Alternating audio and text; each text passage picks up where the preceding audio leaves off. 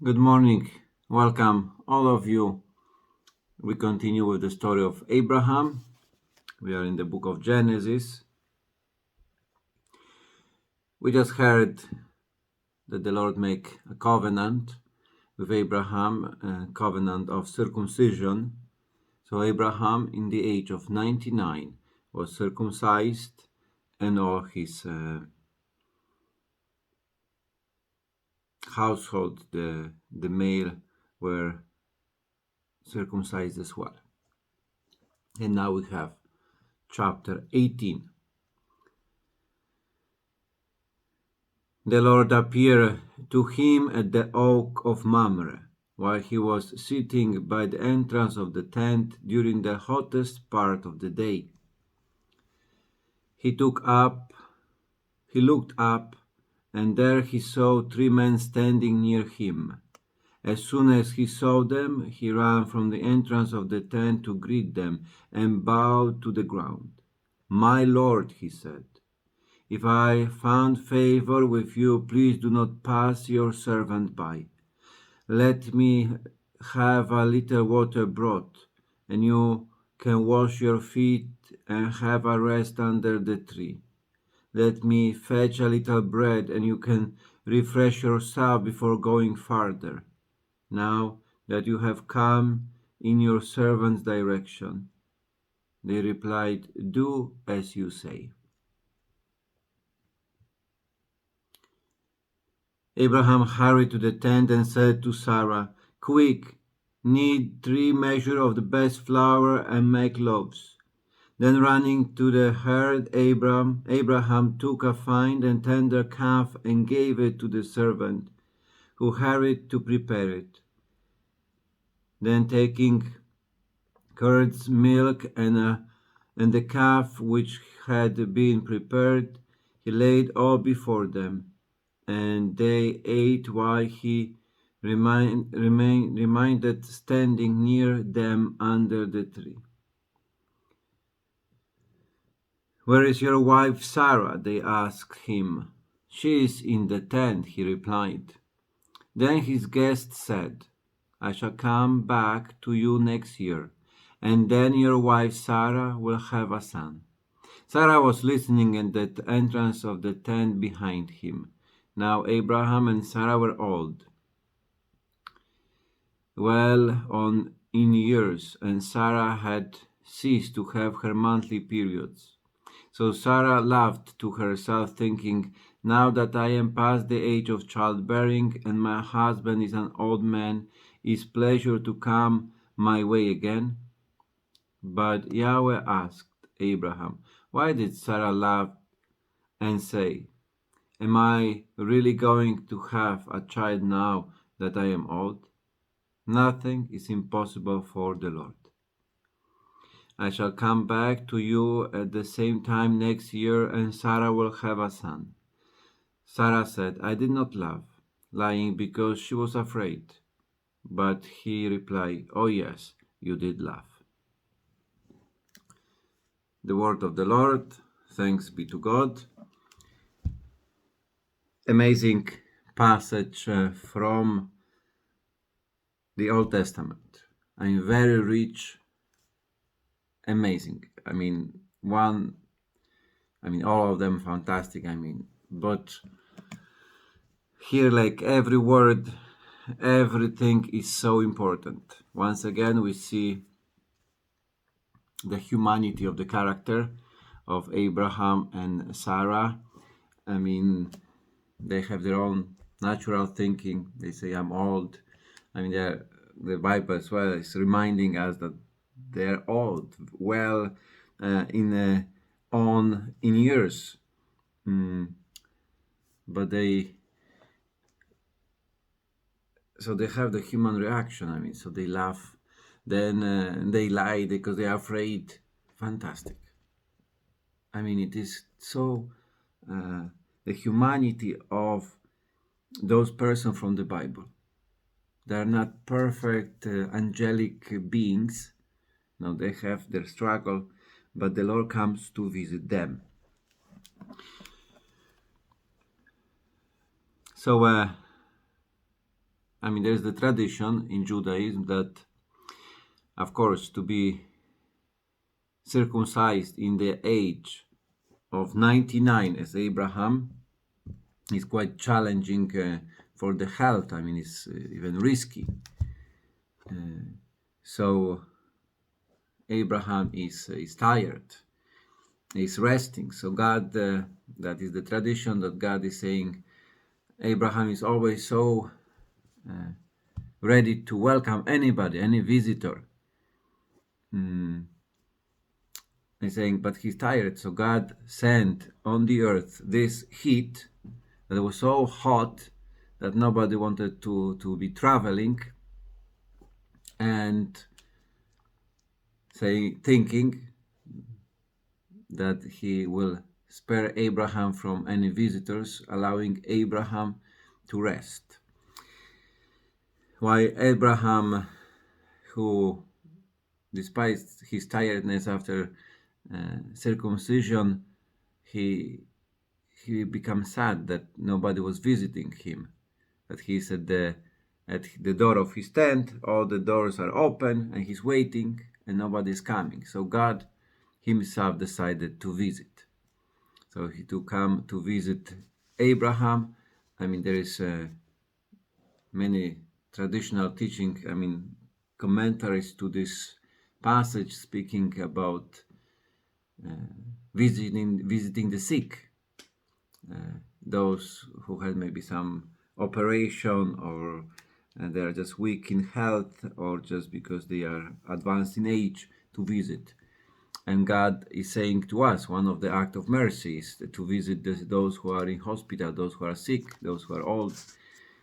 And here to see that God himself is the one who is visiting. So the Lord never asked us anything unless he did this first. So here it is in this passage. So we see that Abraham is always ready to welcome the visitors.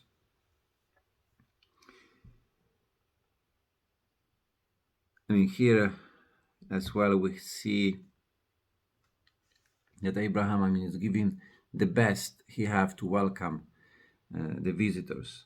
He's asking for the fine flour to make the loaves of bread. He's preparing some ram for the, is it the ram or the lamb, for the meal, but he's giving the best. I mean, hospitality was very important for the Jewish people, for that culture, but remain very important in all the Judeo-Christian tradition. Hospitality, to welcome a pilgrim in the house. I mean, someone who is coming to visit. To welcome someone was as to welcome God himself. And here as well, I mean, it is a passage, I mean, as I said, very rich, because you said that there were just 3 men passing, 3 men, and it is used the word, Hebrew word anashim, regular people. So they were not noble people. No, he appeared, I mean, to be regular people passing by. And Abraham, even despising his old age and despite that he was just recently circumcised, he's welcoming them. And in comparison, Lot have been visited by angels. In the 19th chapter, the first one, it is when it said, when 2 angels reached Sodom in the evening, Lot was sitting at the gate of Sodom. So we see that Abraham is visited by 3 regular people, and instead Lot is visited by angels. So some people were wondering why, if Abraham was more important, was older, more prominent if Abraham was the one of the promise and Lot was not. Why Abraham is visited by regular people? Why Lot by angels? The answer was about this willingness of Abraham to welcome anybody. Abraham was so open to welcome anybody that he welcomed poor and rich. Lot instead, choosing always better places, comfortable life. Being in Sodom, which was a very prosperous town, he started, changing the mentality, starting to be, really welcoming only those who are rich, those who are influential. So God, in order to save Lot, is sending angel to him. So it is the visitors is not telling us about God, it is telling us about the one who is visited. So Abraham here appears the humble one who is welcoming everybody. And of course it is a beautiful passage which speaks to us that about Trinity. One of the passages would speak to us about the Trinity, because if you read the chapter, you will find out that Abraham being there, he looked up and there saw three men, and then we see that he bowed down to the ground and said, "My Lord." So it is in singular, "My Lord, if I find favor with you, please do not pass your servant by." So there is used plural sometimes and sometimes singular. So for this reason, fathers of the church, the early Christians were using this passage as a passage which was announcing, still in kind of very hidden way, but Trinity. There is one Lord, but three persons. So it is one God and three persons. So Abraham, seeing three, he adored one. So there are many other traditions about who was actually these three men.